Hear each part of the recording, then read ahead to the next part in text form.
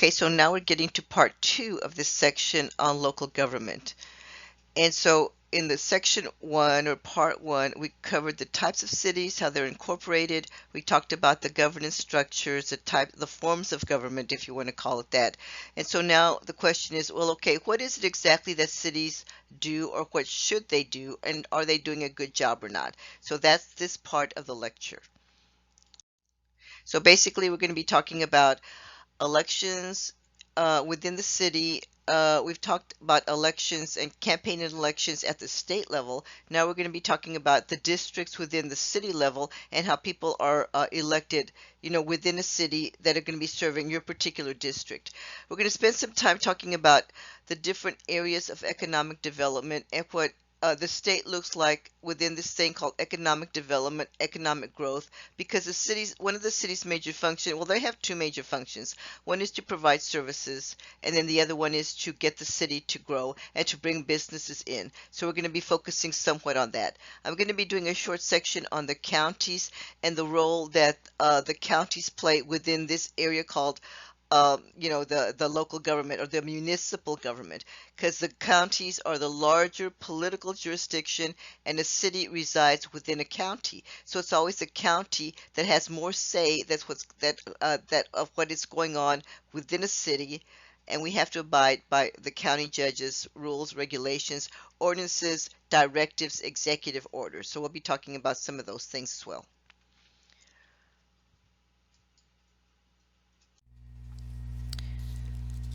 Okay, now when it comes to elections at the city level, we have different ways that we elect our city council members. The first one that I want to talk about is called an at-large system of government. And so basically these are city-wide elections. And so what happens is that if a council member is running, the whole city has to vote him in. And so the one that's elected is the one that receives the most votes, or through a plurality vote. So that's a pure at-large system. Citywide elections to vote in our city council members. Then, or you can have single member districts where you say there is a certain part of the city and this particular member is going to represent this particular area of the city. So the city council members are elected from the districts of those voters, the voters that live there, the people that live in that district. They're the ones that are going to vote in the person that they want to represent uh, that population, for the city council. So those are called single member districts. They're council members that are elected from the district by the voters who live in the district. And usually what happens is that it's a mixed system. Some of the members are at-large members, but the majority of the members do come from single member districts. The mayor is almost always, but I would say probably like 99% of the time they're elected at large. They're elected by the whole city. Okay, and then when it comes to ethnic minorities, people that are running, and want to be represented on the city council, for their ethnic minority, they have a better chance of being elected if they're coming from a single member district, much more so than an at-large election. Now, in this particular area, Corpus Christi, we don't really have too much of a problem with that because our demographic tends to be heavily Hispanic, like 60% Hispanic. So the council probably has, a good mix of all ethnicities, except of course the blacks. We don't have any black representatives. Okay, so when it comes to there, I'm going to be talking about a couple of different issues, but I really want to talk about economic development because economic development is such a large part of what the city does. Okay, before I get to that, let's talk about what the city does. Now I'm going to be showing you another chart, and these charts are in the book. And basically, the biggest chunk of what the city does is about the fire protection, its police protection. A big chunk of the city's budget goes towards that. And the city also will provide other services like parks and recreations. They will provide the library services. They will provide senior citizen centers, those types of things. Garbage collection, did I mention that one? All right, so they will do several things. And so for the city to be able to get money, their revenue sources, they have to be able to grow the city. So that's why I'm going to be covering the economic development. And you grow the city in many different ways. You can grow the city through different types of revenue sources, but attracting businesses to your city is one of the primary functions for city government. Okay, so in 1989, we had this one law, the Development Corporation Act, that said, you know what, in order for cities to be able to attract businesses to their cities, they can pass a percentage of 1%. It's 1/8 of 1 cent, and they do that so they can put it in a pot and say, okay, we have this money to try to lure businesses to this area, so they can set up shop here. And so there's a reason that that's going to happen. Anyway, so the voters needed to approve it, and they did. Okay, so this reason is basically called economic growth. So we're going to talk about that. You know, usually economic growth is measured in terms of gross national product, or GNP, which is per capita income. And so then the issue becomes is how well is your city doing? Well, I don't know if you know this or not, but our city is considered to be an economically distressed area. The per capita is actually pretty, it's above the poverty level, but it's not that high. But none of Texas is that high, but our city does not do that well. Austin is the one that does the best. Austin, Dallas, Houston, they're the ones that have the highest economic growth. And so this is the way the economic development works. If they can get a business to come set up shop here, or they invest in an existing business, it's going to grow through an investment multiplier. So if for every dollar that's invested in a new business or an existing business, the economy will grow by $3. That's the multiplier. So that's why it's a good deal for the city's economy to try to attract businesses to any city in particular. So in order to attract new businesses, there's certain things that they can do. The city can offer what are called tax abatements. And so the tax abatements are basically saying, if you come set up shop here, we will go ahead and defer your property taxes for like maybe 10 years, and it depends on what kind of deal they can cut. But in return for that, you need to hire people. You need to hire people within this particular area. And so then the question becomes, all right, well, what kind of businesses are they actually attracting to this area? If it's going to be more retail or more tourism, those particular industries do not have very high-paying jobs. So that kind of becomes an issue. And so when they're attracting new businesses, the other thing that these businesses want to know is, all right, what kind of quality of life do you have there in your particular area? And so they will look at different variables, and they will look at like the education system. They will look at the healthcare that's available.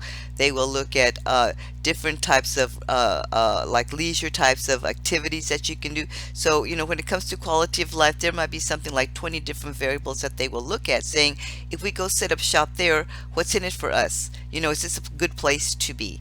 So the better that your area is, the better that your city is, the more cultural amenities that it has, the more recreational amenities that it has, the better your school systems are, the better chance you have of landing a good business here.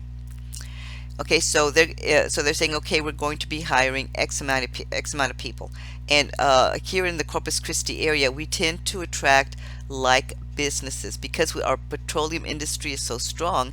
The ones that actually set up shop, and they actually pay pretty well, are related to this petroleum and natural gas industry, and we're by the port, so they want somebody, or we are a port, I should say. They want a place that's going to be close to a port that they can go ahead and export via that route. All right, so businesses set up shop here, and they hire people, and so when people are working, they tend to spend more money, or they tend to spend money. Let me put it that way. And so that's called consumption, and there's a consumption multiplier. And right now the consumption multiplier, I think the last figure that I saw was like 1.9. So for every $1.90 that's spent, the economy will grow. No, for every dollar that's spent, I'm sorry, for every dollar that's spent, the economy will grow by 1.9%. So anyway, so the primary revenue source for the city, well, I shouldn't say the primary, but a large revenue source for the city is the sales tax. And so as people are buying money or buying things, they have to pay sales tax. Like for example, here in Corpus Christi, our sales tax is 8.25. Of that 8.25, 6.25 goes to the state because that's a chunk of where the state gets its revenue. And the rest stays in the city. And it's because we in the city have said, yes, you can take 1/8 of 1 cent out for this, 1/8 of 1 cent out for that. And so those 1/8 of 1 cent goes to accumulate for this little pot of money called economic development.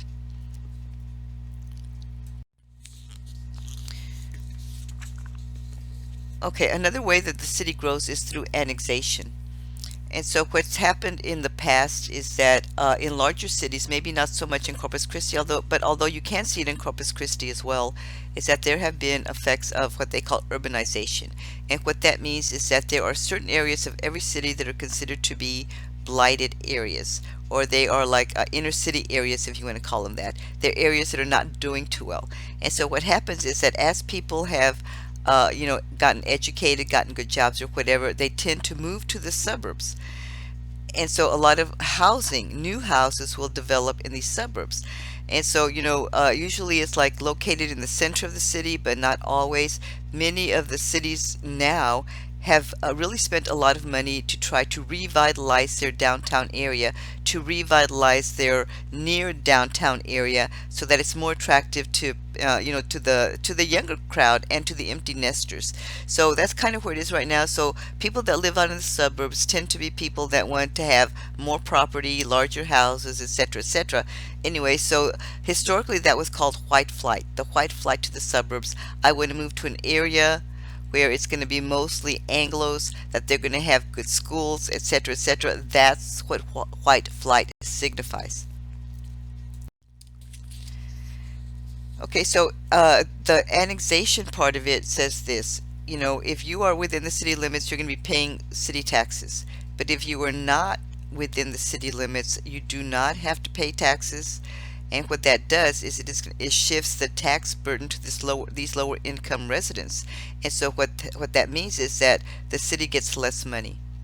And so the city needs to be able to build its tax base, and they do this through property taxes. I'm going to be explaining all of that when we get to the revenues part. Okay, with that being said, the cities were having problems because they were saying people that are living within the cities are not paying very high levels of property tax, and the cities are the ones that are suffering. So we need to do something about this. We need to be able to annex different areas, for the city to gobble them up, if you want to call them that. And so there's a way that they can do that. Okay, so this Municipal Annexation Act establishes what's called a buffer zone or an extraterritorial jurisdiction. It's called an ETJ. It's a buffer zone.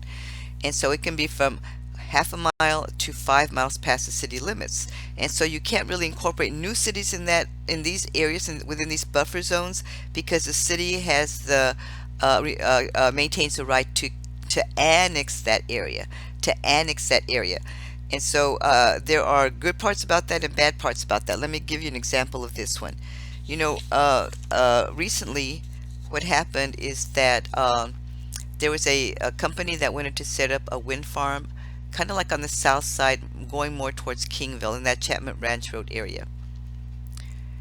And people that are living in that area, and Corpus Christi is kind of like growing in that area as well, they were very upset because they said, if you put this wind farm up there, it's going to lower our property taxes. It's so unappealing, to see these wind turbines up there. We are not for it. We are not for it. So what the city did is that it did annex a big chunk of that as far as they could, so that the wind farm couldn't set up shop there. And this issue has not been resolved yet.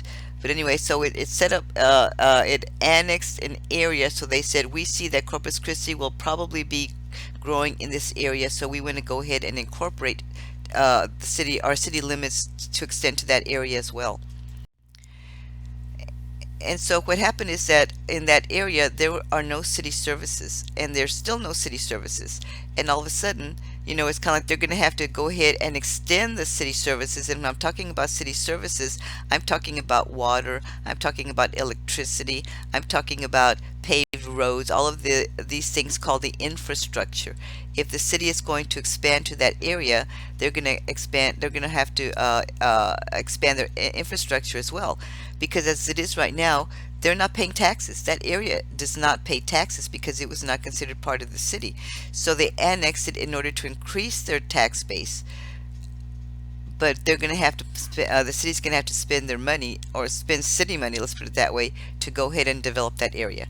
Okay, so when different areas are going to be annexed, usually people don't get to vote on it. We, the voters, do not get to vote on it. Okay, so I was talking about the counties, so let's talk a little bit more about the counties. When I talked about the court system, I told you there was this one court that's the administrative arm of the county, and it was called the Constitutional Commissioners Court, or the Constitutional County Court. And so this is the one that I'm going to be talking about now. So for the county, we have 254 counties in the state of Texas, and so they have different functions that they do, that they can do. There's some things that they cannot do. So, they are the ones that establish the rights of way for highways, and that's another way of saying if there's a highway, there's got to be land that's kind of set aside, like for a frontage road or whatever. So they're the ones that will negotiate with the property owners to buy that, to establish this right of way for highways. They have a huge law enforcement component. We have a county sheriff, we have the county jail, we have county constables. They will also do the court stuff, the county courthouse. The county will register the births, deaths, and marriages for the state of Texas. So they will keep these types of vital statistics, and they keep them depending on where you are, the county that you were born. They will keep them on behalf of the state of Texas. As I said, they have the county courthouse, and within the county courthouse, they have the commissioner's court. They have the county courts at law, and they also have these state district courts. All of those are within the county themselves. They are the ones that do the motor vehicle registrations, and they do them on behalf of the state. And that's another way of saying is, if you have to go get your car registered, you can go to HEB. But when you register your car, it's not registered for Nueces County. It's registered for the state of Texas, and it's the counties that do this. If you buy a house, it is the county's responsibility to record all the titles and all the deeds for that piece of property. And so what they do is that there is like several different offices within the county that will register these things. And so there we have like the tax appraisal district, we have the tax assessor collector, we have many different offices within the county that just deal with the real estate part of it. Now the county will also collect taxes on behalf of the state, or collect fees on behalf of the state as well. So the way that they are structured, their governance structure is the commissioner's court that I have been talking about. So this, as I said before, this is a governing body for the county, for every county, and it includes a county judge and 4 commissioners. A county judge and 4 commissioners. And all of these are elected. They are elected from single member districts. And because it is the county, those districts are actually pretty large. They run based on party label, and they are elected for 4-year terms. And you probably would not know these county commissioners for very much, but they are the ones that do the county roads and the bridges within their district. They're the ones that come up with the money. And if you have, really crummy roads or whatever, well, then you need to contact your county commissioner. They will also approve the budget for county operations. We have like every time that there's going to be or every year I should say, annually, there are different governing structures that say we need X amount of money to be able to run the city, the county, or whatever. And so, depending on where that money is going to be coming from, they say the millage rate, and that's what it's called, the millage rate is going to be so much for us to be able to run the county per $100,000 valuation for a piece of property. So they're the ones that say this is how much we need to run the county. This is going to be our budget. This is how much we're going to set in terms of tax rates in order to run the county. So they are one of the entities that say some of our property taxes are going to go to the county to be able to run the county. They will also pass different types of ordinances. And so some of the ordinances maybe that you may be familiar with is like the 4th of July, whether or not you can actually do the fireworks out in the county. And if they say, no, we're going through a drought, all of the land is too dry, we're afraid it's going to be a fire hazard, so there's not going to be any fireworks out in the county area. So that's one example of an ordinance that the county can pass. Okay, so some of the issues with this governance structure that we have for the county, this commissioners court and the four commissioners, is that there's a lot of rigidity, and that's another way of saying that these Vernon statutes, they standardize the laws for all of the counties, all 254 counties in the state of Texas. So it doesn't leave a lot of flexibility or discretion for serving the people for any particular county. You know, it may work okay in a smaller county like Nueces County, but think about like a large area like the Houston area, which is basically four counties. I mean, it's not only Harris County, you know, it's all many other counties. And what Houston has done is that they've actually consolidated a lot of their services, their city county services, because Houston takes up all of Harris County and then some.